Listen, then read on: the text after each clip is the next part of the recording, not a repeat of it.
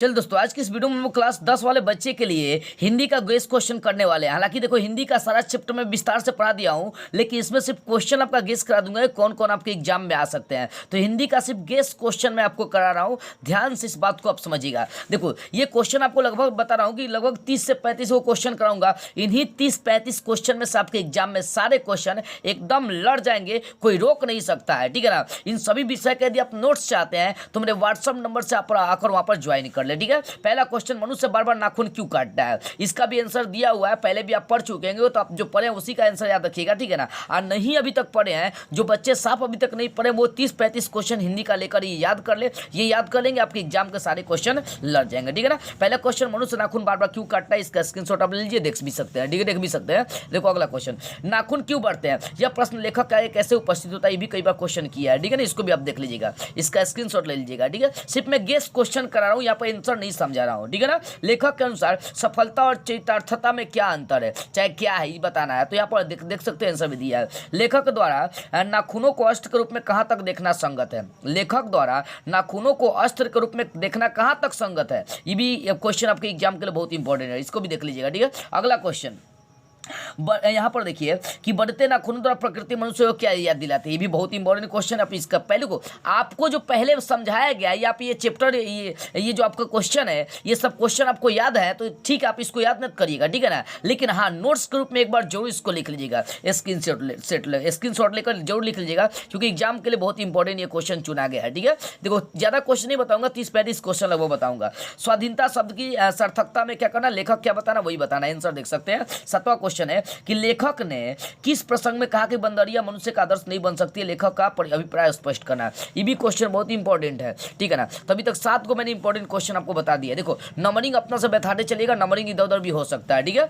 आगे देखिए, आगे क्वेश्चन है, बिरजू महाराज के गुरु कौन थे? क्वेश्चन नंबरिंग मत देखिएगा, आप क्वेश्चन देखते चलिए। ठीक है। नंबरिंग इधर उधर है। बिरजू महाराज के गुरु कौन थे, उनका संक्षिप्त परिचय देना है। ये सारा चैप्टर हिंदी का मैं पढ़ा दिया हूं। ठीक है ना। सिर्फ यहाँ पर क्वेश्चन करा रहा हूँ, इंपॉर्टेंट बता रहा हूँ कि कौन कौन आपके एग्जाम में लड़ सकते हैं। ठीक है ना। ये देख लीजिएगा बिरजू महाराज वाला। उसके बाद आप देख सकते हैं कि बिरजू महाराज अपना सबसे बड़ा जज किसको, अपनी माँ को ही क्यों मानते हैं? या अथवा में ये भी क्वेश्चन करते हैं, इसको देख लीजिएगा जरा सा। अगला क्वेश्चन, बिरजू महाराज की कला के बारे में आप क्या जानते हैं? उनका क्या करना है, बोला कि इसको समझा कर लिखना। देख लीजिएगा, यहाँ पर आंसर दिया गया। आपको पहले याद है तो उसी को याद रखिएगा, नहीं याद है तो नोट्स बनाकर बढ़िया से इसको याद कर लीजिएगा। आगे क्वेश्चन लिखा रहा हूं आपको, पुराने और आज के नर्तकों के बीच बिरजू महाराज क्या फर्क देखते हैं? इसका भी आंसर आप देख सकते हैं। ठीक है ना। बिरजू महाराज कौन कौन से वाद्य यंत्र बजाते हैं? कई बार क्वेश्चन किया है, देख लीजिएगा। ठीक है। लखनऊ और रामपुर के बिरजू महाराज में क्या संबंध है? इसका भी आंसर आप देख लीजिएगा। बिरजू महाराज की अपने शागिर्दों के बारे में क्या राय थी, भी आप देख लीजिएगा। ठीक है।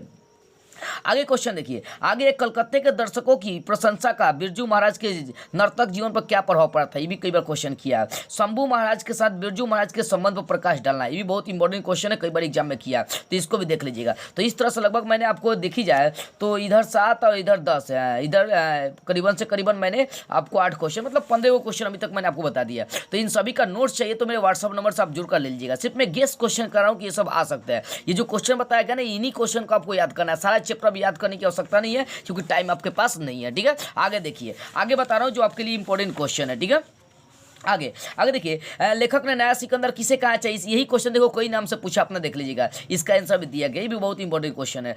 धर्मों की दृष्टि से भारत का क्या महत्व है? बहुत इंपॉर्टेंट क्वेश्चन, देख सकते हैं। आगे क्वेश्चन आपको बताई जा रही। देखो, आगे क्वेश्चन है, लेखक की दृष्टि में सच्चे भारत के दर्शन कहाँ हो सकते हैं? भैया ये तो बहुत इंपॉर्टेंट क्वेश्चन है। लेखक की दृष्टि में सच्चे भारत के दर्शन कहाँ हो सकते हैं और क्यों? आंसर देख सकते हैं। कितना इंपॉर्टेंट क्वेश्चन है। 2019, 19, 17, 16, 15, 11, 20 बहुत बड़े क्वेश्चन किया गया। इसका आंसर आप देख लीजिएगा। भारत किस तरह अतीत और सुदूर भविष्य को जोड़ने का काम करता है? इसका भी आंसर आप देख लीजिएगा। आगे क्वेश्चन बता रहा हूँ, लेखक वास्तविक इतिहास किसे मानता है? भैया ये सब जो चैप्टर पढ़ाया गया, जो बच्चे मेरे हिंदी का सारा चैप्टर पढ़े होंगे ना, सारे क्वेश्चन का बल्ले बल्ले कर चले जाएंगे। एक क्वेश्चन बचने वाला है, ये पहले हूं सब समझा दिया गया क्वेश्चन है। ठीक है। आगे क्वेश्चन देखिए, बहुत इंपॉर्टेंट क्वेश्चन कि कवि को वृक्ष बूढ़ा चौकीदार क्यों लगता है? ये भी कई बार क्वेश्चन किया गया, आप देख लीजिएगा। एक वृक्ष की हत्या कविता विश्व की किस समस्या को उजागर किया है? तो देख सकते हैं इसका भी आंसर। एक वृक्ष की हत्या कविता का समापन करते हुए कवि अपने किन अंदेशों का जिक्र करता है? ये बहुत इंपॉर्टेंट क्वेश्चन है, आप देख लीजिएगा जरा से, देख लीजिएगा जरा से इस क्वेश्चन को। ठीक है। तो ध्यान से सारी बातों को समझिएगा। अगला है कि वृक्ष और कवि के बीच क्या संवाद होता है? ये भी आपको लिखना है। कई बार क्वेश्चन 2015 में ये सब किया गया क्वेश्चन है। अब इसका देखो अंतिम क्वेश्चन मतलब दिखा रहा हूँ, एक वृक्ष की हत्या शीर्षक कविता का भावार्थ लिखना आपको। तो इसका आंसर देख सकते हैं यहाँ तक होता है कि एक वृक्ष जो कविता है ना उसका अर्थ आपको लिखना था, तो यहाँ तक आप लिख लीजिएगा, ठीक है ना। देखो ये सारा पहले आपको याद करा दिया गया, इसी का आंसर हम खाली गेस क्वेश्चन करा रहे कि हाँ ये क्वेश्चन आ सकता है। इसमें 30-35 क्वेश्चन बताएं जो आपके एग्जाम में लड़ने के ज्यादातर चांस बनते हैं। तो इन सब क्वेश्चन का आप नोट्स बना लीजिएगा, याद कर लीजिएगा, ठीक है। आगे क्वेश्चन मैं आपको दिखा रहा हूँ। आगे क्वेश्चन है भीमराव अंबेडकर किस विडंबना की बात करते हैं, चाहे लेखक किस विडंबना की बात करते हैं और विडंबना का स्वरूप क्या है। कई बार क्वेश्चन किया है, देख लीजिएगा इसका आंसर, ठीक है ना। जाति प्रथा को स्वाभाविक विभाजन क्यों नहीं माना जा सकता है, ठीक है ना, इसका भी आंसर देख लीजिएगा। अगला है अंबेडकर के अनुसार जाति प्रथा के पोषक तत्व उनके पक्ष में क्या क्या तर्क देते हैं। ये भी क्वेश्चन कई बार एग्जाम में पूछा गया, देख लीजिएगा, ठीक है ना। जातिवाद के पक्ष में दिए गए तर्कों पर लेखक की प्रमुख आपत्तियां क्या है, ये भी देख लीजिएगा, ठीक है। बहुत इंपॉर्टेंट क्वेश्चन है। सच्चे लोकतंत्र की स्थापना के लिए किन विशेषताओं को आवश्यक माना गया, ठीक है ना, ये भी आप देख लीजिएगा। उसके बाद लेखक ने पाठ में किन प्रमुख पहलुओं से जाति प्रथा को एक हानिकारक प्रथा के रूप में दिखाया है, भी बहुत इंपॉर्टेंट क्वेश्चन है। आगे दिखा रहा हूं परंपरा का ज्ञान किन के लिए आवश्यक है और क्यों, बहुत इंपॉर्टेंट क्वेश्चन है। देखो कई बार 19, 16, 15, 2015 कई बार एग्जाम में पूछा गया। इसमें वही क्वेश्चन बताया गया जो आपके एग्जाम के लिए बहुत इंपॉर्टेंट है। साहित्य सापेक्ष रूप से स्वाधीन क्यों होता है, लेखक के अनुसार आदर्श समाज में किस प्रकार की गतिशीलता होनी चाहिए, ठीक है ना, ये भी बहुत इंपॉर्टेंट क्वेश्चन। बहुजातीय राष्ट्र की हैसियत से कोई भी देश भारत का मुकाबला क्यों नहीं कर सकता है, ठीक है। आगे है साहित्य का कौन सा पक्ष अपेक्षाकृत अस्थायी होता है, इनके संबंध में लेखक की क्या राय है, ये क्वेश्चन है। इसका भी आप स्क्रीनशॉट ले लीजिएगा। देखो यहाँ पर सारे गेस क्वेश्चन बताए गए हैं, बस यही आपको 30-35 क्वेश्चन याद कर लेना है। इन्हीं सब के बीच में से आपके सारे एग्जाम के क्वेश्चन लड़ जाएंगे, ये हमारी गारंटी है। नहीं लड़ेंगे तो आप बोलिए कि हाँ जी नहीं लड़ेगा, ठीक है ना। तो ध्यान से इस चीज को आप समझ लीजिएगा, ठीक है। अभी तक 30-35 क्वेश्चन आपको बताना है, मतलब 30 क्वेश्चन बताए होंगे। अब जैसा कविता में सभी कई बार एग्जाम में क्वेश्चन किया है, तो इसमें ज्यादा नहीं, 1-2 चैप्टर का इंपॉर्टेंट क्वेश्चन बताऊंगा, आपके एग्जाम में लड़ जाएंगे, ठीक है ना। देखो जो आपको हिंदी में पहले का चैप्टर पढ़ना है उस चैप्टर से कुछ इंपॉर्टेंट क्वेश्चन आपको बता रहा हूं। जैसे गुरु की कृपा से, देखिए यहाँ पर थोड़ा सा जूम करके आप पूरा फ्रेश करके आप देखिएगा, 720 पर करके, चाहे पूरा क्वालिटी इसका हाई करके आप देखिएगा, ठीक है। गुरु की कृपा से किस युक्ति की पहचान होती है, इसका भी आंसर दिया गया, स्क्रीनशॉट आप ले लीजिएगा, ठीक है। नहीं ले सकते हैं तो व्हाट्सअप नंबर से व्हाट्सअप नंबर से कॉन्टेक्ट करके आप इस सबका नोट्स ले लीजिएगा, ठीक है। आगे वाणी कब इसके समान हो जाती है, इसका भी देख लीजिएगा। हरि रस से क्या भी पढ़ा है, ठीक है ना। आगे क्वेश्चन राम नाम बिनु बिरथे जगी जन्मा पद का मुख्य भाव क्या है, ये आगे क्वेश्चन देख सकते हैं। गुरु नानक की दृष्टि में ब्रह्मा का निवास कहाँ होता है, इस सब का स्क्रीनशॉट ले लीजिएगा, बहुत इंपॉर्टेंट ये सब क्वेश्चन आपके एग्जाम के लिए, ठीक है। आगे दिखा रहा हूं आपको क्वेश्चन। आगे यहाँ देखिए, अगला क्वेश्चन है 6 नंबर कि किसके बिना जगत में जन्म लेना व्यर्थ है, ये भी आप आंसर देख सकते हैं। राम नाम के बिना जगत में जन्म लेना व्यर्थ है। नाम कीर्तन के आगे कवि किन किन कर्मों की व्यर्थता सिद्ध करता है, देख सकते हैं, इसका भी आंसर लिख लीजिएगा।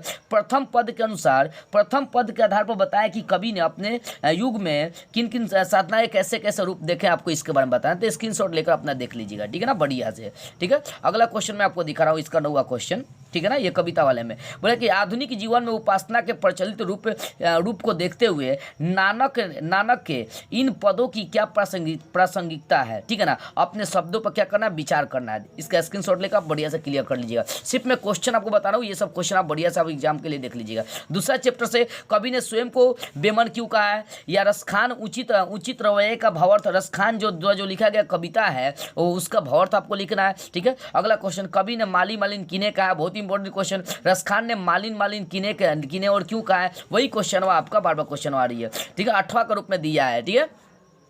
आगे देखिए, कृष्ण को चोर क्यों कहा गया, बहुत इंपॉर्टेंट क्वेश्चन। रसखान के द्वितीय दोहे का काव्य सौंदर्य स्पष्ट करना है, ठीक है, ये सब देख लीजिएगा। उसके बाद बता रहा हूँ आगे क्वेश्चन जो है ना, अगला चैप्टर, तीसरा चैप्टर से कुछ क्वेश्चन याद कर लीजिएगा। देखो कवि ने पर्जन्य किसे कहा है और क्यों कहा है, पर्जन्य किसे और क्यों कहा है। परित के लिए देह धारण कौन करता है, धनानंद के लिए परित के लिए देह धारण कौन करता है, वही नाम से अलग अलग पूछ रहा है ना। आगे देखिए, कवि कहाँ अपने आंसू को पहुंचाना चाहते हैं। देखो ये सब जो क्वेश्चन आपको बताया गया ना, बहुत इंपॉर्टेंट क्वेश्चन है, ये सब आपके एग्जाम के लिए बहुत इंपॉर्टेंट। ज्यादा क्वेश्चन तो मैंने बताया नहीं, देखो कितना क्वेश्चन बताऊंगा, मेरे अनुमान से 30-35 को हम क्वेश्चन बताऊंगा, कितना 30-35 को। इन 30-35 का हिंदी में सारा याद है नहीं होगा, एक बार देख लीजिए और नोट्स हमसे ले लीजिए, सारा विषय का लेकर एक बार बढ़िया से देख लीजिए, क्योंकि देखो एग्जाम नजदीक है। मैं इसको विस्तार से भी समझाऊंगा नहीं, क्योंकि सब पहले मैं समझा चुका हूं, सिर्फ अभी गेस करा रहा हूं। तो जिन जिन बच्चों को नोट्स चाहिए वो आकर मेरे व्हाट्सअप नंबर से क्या करें, कॉन्टेक्ट करें और सारे विषय का नोट्स ले जाए, ठीक है ना। तो बस आज की इस वीडियो में इतना ही।